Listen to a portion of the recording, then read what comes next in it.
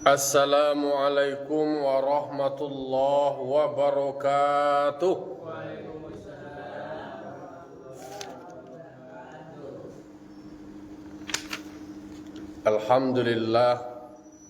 Alhamdulillahi rabbil alamin wa bihi nasta'inu ala umuri dunya waddin. Wassalatu wassalamu ala asyrafil anbiya'i wal mursalin wa ala alihi wa sahbihi ajma'in. Ashhadu an la ilaha illallah wahdahu la syarikalah wa ashhadu anna Muhammadan abduhu wa rasuluh sallallahu alaihi wasallam la nabiyya ba'dah amma ba'du. Qala rabbi shrah li sadri wa yassir li amri wahlul 'uqdatam min lisani yafqahu qawli. Bapak-bapak, ibu, kaum muslimin dan muslimat jamaah subuh yang dimuliakan Allah Subhanahu wa taala. Puji serta syukur kita ucapkan atas kehadirat Allah Subhanahu wa taala yang telah melimpahkan rahmat, nikmat dan karunia-Nya kepada kita nan bersama. Alhamdulillah kita masih Allah berikan umur yang panjang, badan yang sehat sehingga masih bisa melaksanakan ibadah kepada Allah Subhanahu wa taala. Salam dan salam kita mohonkan kepada Allah semoga disampaikan kepada arwah junjungan kita yakni Nabi besar Mustafa Muhammad sallallahu alaihi wasallam, tauladan kita, panutan kita dalam menjalani hidup dan kehidupan. Baik bapak-bapak, ibu, jamaah yang dimuliakan Allah, pada pagi kini kita lanjutkan pembahasan awak batang ayat 9 kini masuk ayat 10 surah An-Nisa. A'udzubillahi minasyaitonirrajim. Bismillahirrahmanirrahim. Innal ladzina ya'kuluna amwalal yatama zulma innama ya'kuluna fi butunihim nara wa sayaslawna sa'ira. Sadaqallahul azim. Iko ayat ke-10 surah An-Nisa bicara soal memakan harta anak yatim.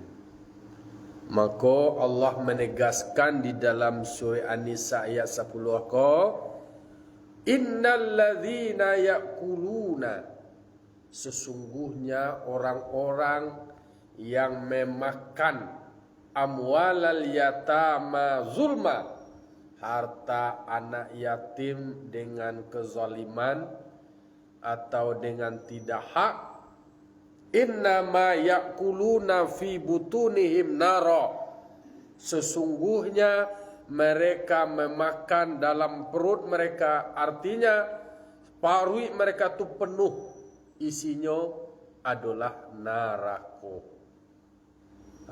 Iko adalah gambaran atau akibat dari orang yang memakan harta anak yatim, nanti paruinya tu penuh dengan batu-batu, karike-karike, atau dipenuhi dengan api dari api neraka. Wa sayaslawna sa'ira, mereka akan masuk ke dalam neraka sa'ir, yaitu neraka yang amat dahsyat, yang manusia tu mereka dibakar di dalamnya. Aku kaji kini bicara soal memakan harta anak yatim dengan zalim. Berarti barek ko kaji menggambarkan tentang orang yang memakan harta anak yatim. Siapa anak yatim go? Siapa anak yatim go? Anak yatim orang yang tidak punya ayah. Nak punya ayah ko ba ko nak do ba ayahnya meninggal waktunya ketek. Jangan kini berani nak bayar nama le. Berani nak bayar. Kalau ayah lari berarti masih hidup ayah itu. Dan anak yatim, karena yang dimaksud dengan yatim itu adalah anak kecil yang ditinggal mati oleh ayahnya. Kalau ayah lari berarti nyo menelantarkan anaknya, nama itu lari dari tanggung jawab. Materi tentang bagaimana menjaga, mengayomi, melindungi anak yatim ko adalah materi yang amat penting. Karena Nabi Muhammad SAW merupakan gambaran atau potret dari anak yang terlahir dalam keadaan yatim. Jadi ketika masih di dalam kandungan ibu, yang Nabi Muhammad telah ditinggal meninggalnya bapak beliau. Nak do beliau menceli ayah beliau. Aluna dolo apa yo katutulai. Jadi nak dolo foto dah. Kalau anak kini bisa ajalah mak mencalian ketika ayah meninggal nyo dalam perindu bertanya ayah wa mak ko foto ayah, ko foto barale. Ado foto barale. Tentu barale dulu muka do ayah, muka do nak Pia dulu ayah ni nak jalan je. Mana mayah wa ayah nak do je. Mana do nyola samul tu tekan bisa lo je. Nenda bayah menganduangnya sekali. Karena dulu nak membuat takah tu menganduang seorang je. Amuah menganduang seorang je. Nak do ayah nak do pula sikap awak tu. Sikap. Ada yang seperti itu kan. Orang yang berbuat itu, jadi anakku dia udah doa ya kan. Iya. Sikap kita pada mereka gimana? Atau anaknya gimana? Atau boleh kita mengambil menolong anak yang seperti itu? Anak ada masalah ya jindu adanya itu. Dan ini kan akibat dari perbuatan ayah semain dua. Nana ayah do, tapi status anak ko tadi ndak jelas statusnya dek gara-gara induk jo ayah ndak do melewati pernikahan. Atau memang ado kan mungkin anak ado aktif dari perempuan ko. Karena dulu orang nan diperkosa. Ado nan diperkosa nyon tak memangai lai tu dia nuen orang. Lalu kemudian mengandung sudah tu. Orang tu nak dikenal. Itu kan nak ada aktif dari perbuatan mereka. Posisinya adalah korban. Posisinya korban. Lalu nak korban. Dan statusnya anak-anakku adalah anak dari perbuatan ayah jindu. Kalau nak ada perbuatan ayah jindu, ada anakku tadi dah. Kalau nyalu nikah berarti perbuatan ayah jindunya namanya adalah perbuatan zina. Lalu kemudian statusnya aku di duduan ado namanya di dalam bab munakahat awak. Kalau seandainya kok terjadi ado nantakah tu lah mengandung menurut buku kompilasi hukum Islam sebaiknya tentu dinikahkan. Dinikahkan kalau menikahkan perempuan mengandung, bolehkah dia nikah? Kalau nya mengandungnya dalam balaki, nak biar dah. Kau jalan dua ongko Kau perusi kau mengandung dia nya punya laki. Lalu kemudian balaki lo celai, tu nak beliah tidak? Atau nyo meninggal lakinya, tu nyo menikah lo. Tu tunggunya ada masuk iddah. Tetapi kalau nyampang terjadi takah tu lah dulu bajak daripada tu bajak daripada kejawi. Terjadi takah tu maka yang perempuan ko tadi walaupun nyolah mengandung secara fisik tetapi secara hakikat belum dianggap mengandung.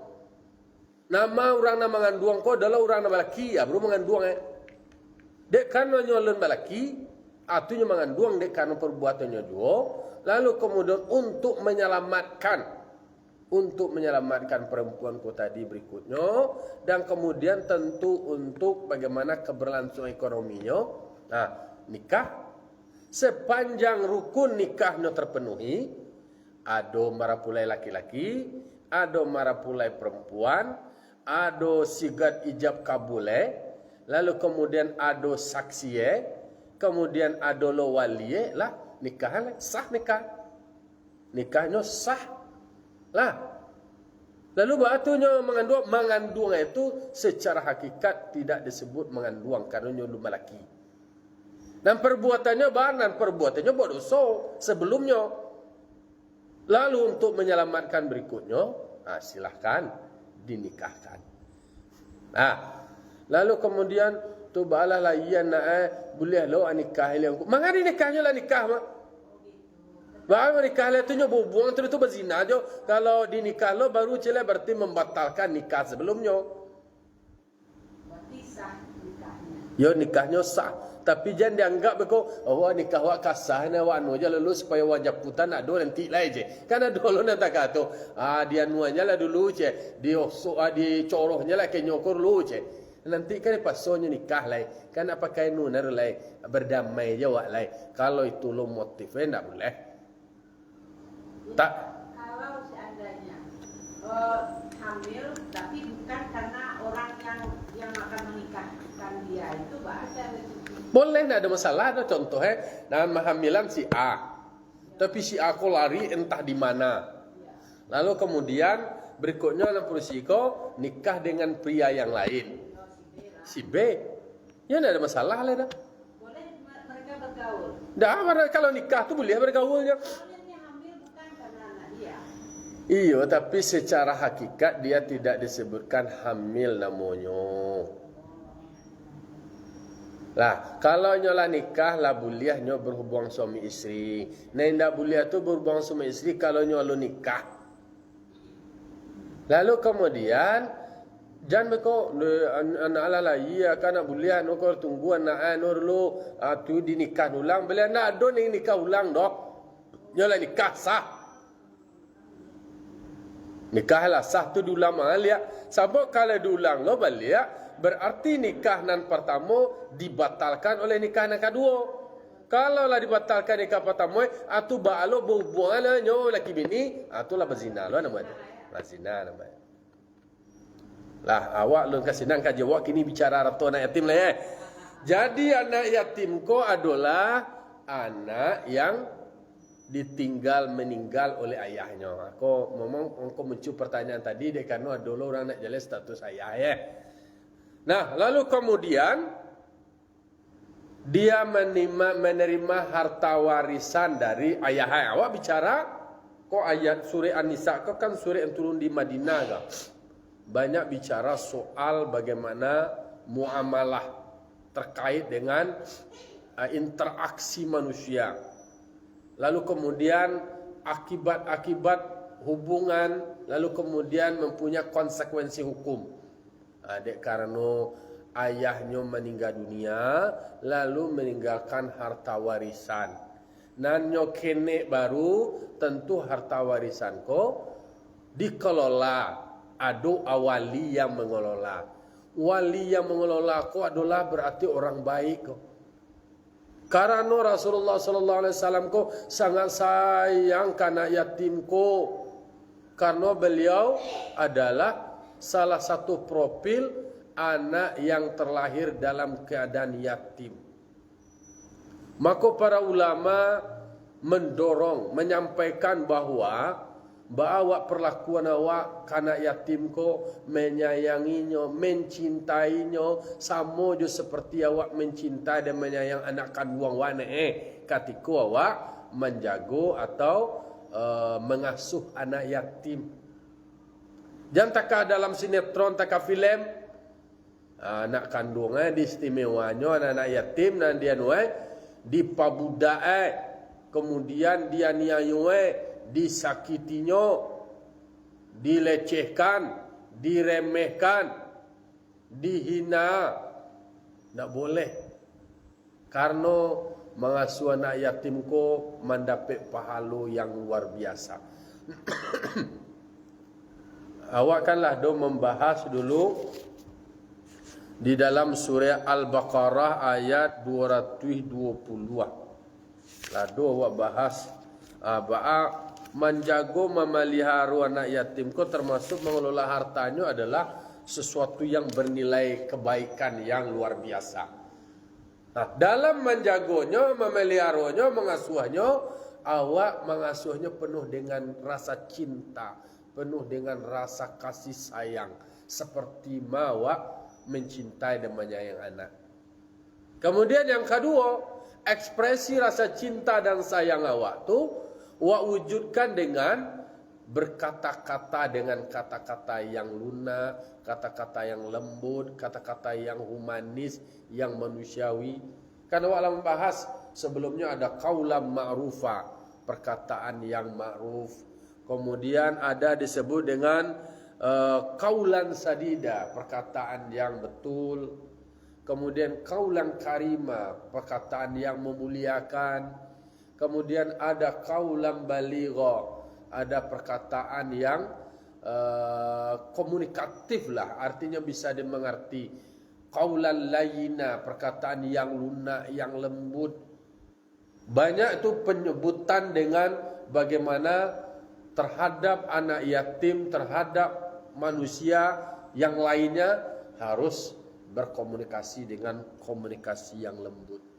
Nya orang tidak punya ayahku agak paibu, sensitif, ya tu nak. Baik tidak perlu sedihnya mengalami sebuah ujian yang amat besar, ujian yang amat berat. Ketika orang bisa berpaluk-paluk je ayah, galak-galak, bergembira, sementara beliau tidak punya ayah. Maka orang-orang seperti itu, anak-anak yatim itu butuh perlindungan. Siapa yang melindungi? Nah, kalau ada orang wak kan banyak anak kau kama siapa masuk banyak? Pihak Indo Kalau Nabi Muhammad siapa masuk pihak ayah. Jadi meninggal ayah dikasuh do pengasuhnya, kemudian diasuh dek kakeknya. Meninggal kakeknya salai pamannya. Memang urutannya itu adalah ke bapak. Karena anak ko kan dinisbahkan kepada bapaknya. Kalau ada orang piaman kan ada gala si dia, ada gala bagindoe, ada bagala sultane. Jadi anunya tu nasabnya tu diambilkan dari bapak, dari ayah. Tapi dorang awak nak mengasuh anak ketika ayah meninggal, saya nak mengasuh indue, keluarga indue, nenek dari induk dari indue, itu namanya kedekatan emosional ka ibu dewa Kalau kabako ko agak kurang mangkoe ketika ayahnya ko meninggal di mana kuburannya, di rumah anak atau di rumah bakoe? Di rumah bakoe. Abah cakap lo persoalan imam kuburan tu. Dia kecil anak, kecil bini dah ke rumah nang kecil dun sana di rumah supaya tak jalan jo dia anak ko bakoe. Sebab kadang-kadang ketika lah meninggal ya bakoe nak tercaliak dolai. Padahal di situ keluarga ayah ayah pai bako hilang sebenarnya bukan dia bako je anak tak atur setahun bako tu di jalan lo bako mangko dorang piaman cara menjalang bako tu ada bulan sembareh ko dibuat sembareh nan sembareh ko di labihan diantar lo ke bako pulang bulan mulut tak atur lo mau ialah lamang ko lamang ada buat relai lamang lah banyak bersurau je lai amanimu lamang di suraunya bilo ka baca lihat bako tu lai dicaliak bako tu dicaliak anduang tu iko dah ada lah biaya ialah mati ayah nak tak caliak bako lai nyokan harus ada lo yang proaktif nilai nan dibuat orang tetua waktu sebenarnya mengajarkan untuk membangun kekerabatan. Sebab anak kau lah tinggal di rumah Hindu di rumah dusana rumah kaum tu cie tu sebab ayah kau ketika dia berbini lapai rumah bini hari raya hari bayi apa ilah mantan mau ko mau bakoe tak caliak dia bakoe Kini ayah kau lah meninggal, bako kau nak tercelia leh. Abang kau dia bako pula, kuburan di rumah supaya tajalang pesaru tajalang lo bako. Kalau lah pesaru ayah kau tadi terletak di rumah dekat rumah le tercelia bako leh. Jarang kali. Kau fakta dah karena mencelia di hari bayak bulan bayak tu bako kau nak tajalang leh. Kalau lah dia meninggal, ada tu tinggal nak kenal lo aja nak. Dek karena nak diperkenalkan. Mangko nak kenal karena nak diajak silaturahim. Nak diperkenalkan. Kadang-kadang orang mau bako berusaha aku kan tangan tuang aku aja kau ha. Tangan tuang kau. Kalau do agak kayu te tu yo di sana nama aku bako lah nama aku anak pisang lah nama itu habis itu je lah. Lah, jadi di dalam Islam ketika anak ditinggal meninggal oleh ayahnya, lalu kemudian mereka perlu diayomi. Maka berikutnya tidak boleh memakan harta anak yatim ko dengan zalim. Mereka yang memakan harta anak yatim ko tadi dengan kezaliman, dia akan masuk di dalam neraka. Bahkan disebutkan di sekolah, innama yakuluna fi butunihim nara, dimasukkan ke dalam paru eko api. Banyak riwayat menyebutkan bahwa termasuk di dalam perjalanan Isra Nabi itu kan ditemui ada orang baku kumpul orang membawa pisau, membawa guntiang gadang, kok pisau sagadang pisau membantai jawi doang. Paye bersama-sama nyotamui seseorang ko diambil lidah, dipotong lidah, disaik bibir ko, dimasukkan api batu dari api neraka, dimasukkan kalau muncul ada. Keluarlah api neraka tadi dalam iku dalam dubur. Baki kira bayangan memakan harta anak yatim. Karena mereka sepantasnya untuk dilindungi. Mereka berhak untuk diayomi, untuk dilindungi. Kau tidak, jangan melindungi lah, memunahkan ada. Dan orang seperti itu disabui yang tegas, innama yakuluna fi butunihim naro. Dalam paru itu nanti adalah batu dari api neraka panua. Bahkan ada yang dicalia bahwa talingue, muncunge, hidunge, matue atau balala asuk dari api neraka. Karena paru itulah panua jo api. Ya, dimakannya batu dari api neraka. Alam masuk ke dalam paru itu tadi, itulah yang keluar sahaja. Sebegitu gambaran tentang akibat dari memakan harta anak yatim. Baswa wae ko patut dilindungi ne, patut dikasihi ne, aku hendak nan punyo nyolo nan diambil. Itulah digambarkan karena potensi manusia tu rakus. Bagaimana kau disabui banata kako? Karena kalau lah bicara harato, ndak tentu lagi. Nama nan patut dilindungi, nama nan patut diayomi, ndak boleh kalau lah soal piti kau, ndak jale-jale lagi. Di situ memang ditegaskan, disampaikan oleh Allah Ta'ala, dan kemudian akibatnya mereka nanti akan dimasukkan ke dalam neraka sa'ir namanya. Neraka sa'ir, neraka yang amat pedih, yang amat dahsyat, dibakar di dalam itu. Makanya memakan harta anak yatim termasuk dari salah satu perbuatan yang mencelakakan bagi dirinya. Maka Rasulullah SAW menyebutkan, ijtanibus sab'al mubiqat. Jauhilah, hindarilah ada 7 perkara yang membuat kamu celaka. Karena itu adalah disebutkan Rasul, hindarilah, jauhilah. Atau sab'al mubiqat. Ada 7 perkara, ada 7 hal kalau dikarajon tu membuat wak cilako, hancur, punah, taniayo awak. Aneh, perbuatan karajo awak mengalih awak nak pernah sukses mengalih. Kok karajo awak karir awak mandeknya. Nang kadibuat nak dona nelok lagi. Dek karena awak mengerjakan salah satu dari 6 tujuan. Pertama, asyirku billah, mempersekutukan Allah. Yang kedua, asyihru, sihir. Sihir itu termasuk adalah mencelakakan diri awak. Yang ketiga, qatlun nafsil lati haramallah bighairi haq, membunuh diri yang telah diharamkan Allah dengan tidak benar.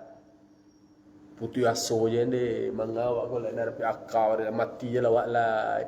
Dah dua-dua ko lai bunuh diri nan kata-kata tu termasuk adalah perbuatan yang mencelakakan. Kan celaka nama itu. Nyo membunuh diri dia Allah Taala ni'mat hayat nyo bunuh diri dek karena ndak siap lai menghadui kehidupan.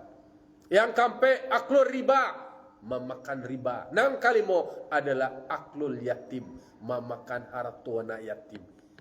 Jadi aklu malil yatim, memakan harta anak yatim.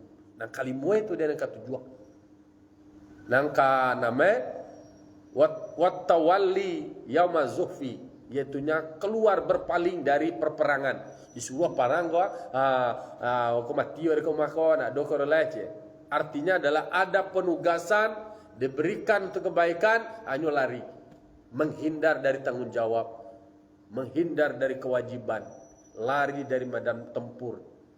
Kan banyak dulu orang-orang munafik disuruh dari Nabi, itu termasuk adalah perbuatan yang mencelakakan. Dan terakhir adalah kadzbul mu'minati muhsanatil ghafilat, yaitunya adalah qazbul muhsanat, menuduh wanita yang baik-baik dianggapnya berzina. Orang yang elok aja nama dituduh di fitnah. Itu termasuk orang yang menuduh takatu adalah perbuatan yang mencelakakan diri sendiri. Nyo mencelakakan orang, tetapi yang sebenarnya adalah inyo mencelakakan dirinya sendiri. Tetapi kalau bagi orang yang memakan riba, memakan harta anak yatim, kecilnya lah kanyang kecilnya lah buntung memakan harta anak yatim tu, justru pokoknya nanti makan. Apa kau nanti makan inyo nan cilako, inyo nan taniayo. Jadi ndak do nan elok je kan jual. Mangko disuruh ada Nabi hindari, jauhi. Tu fi'il ammar. Jangan sampai itu dikakok, jangan sampai itu dikarajuan, jangan sampai itu dilakukan. Makanya di ayat kedua surah An-Nisa nalawa bahas sebelumnya, wa atul yatama amwalahum wa la tatabaddalul khabitha bit-thayyib wa la ta'kulu amwalahum ila amwalikum innahu kana huban kabira. Di dalam surah An-Nisa ayat 2 nalawa bahas sebelumnya, serahkan segera harta anak yatim ketika mereka sudah balik. Kalau nyola balik, agihan ke nyola tolek, lah nyola berhak. Bila balik tu, ketika nyola berumur 15 tahun. Atau nyola bermimpi, mimpi orang gadang wah. Itulah balik nama itu.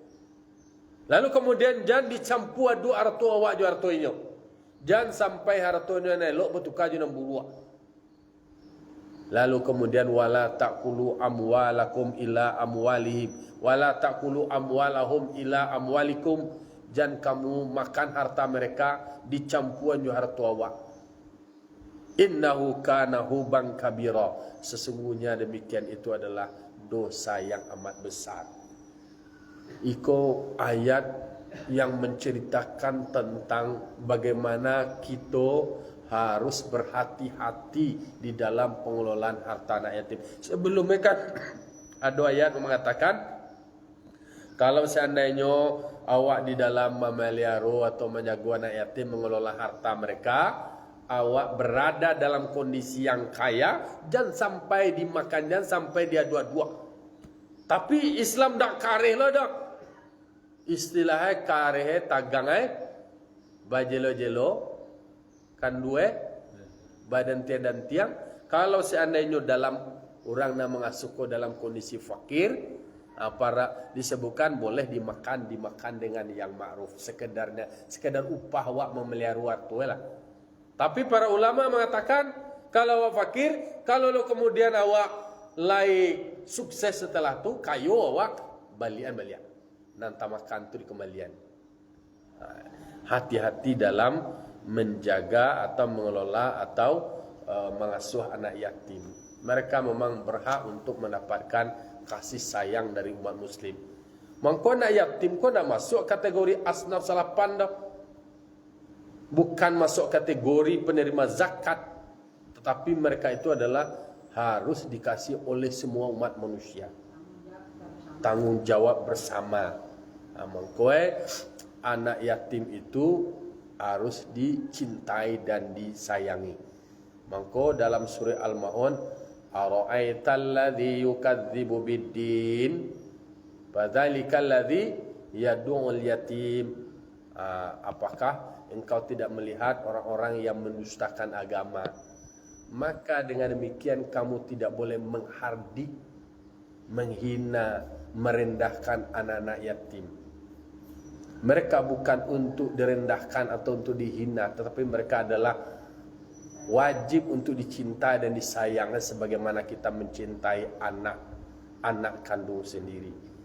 Jadi itu adalah bahagian dari penegasan soal betapa pentingnya anak yatim itu diayomi, kemudian harta mereka tidak boleh dimakan begitu saja. Karena anak yatim ketika meninggal ayahnya berhak menerima harta warisan dari ayahnya tersebut.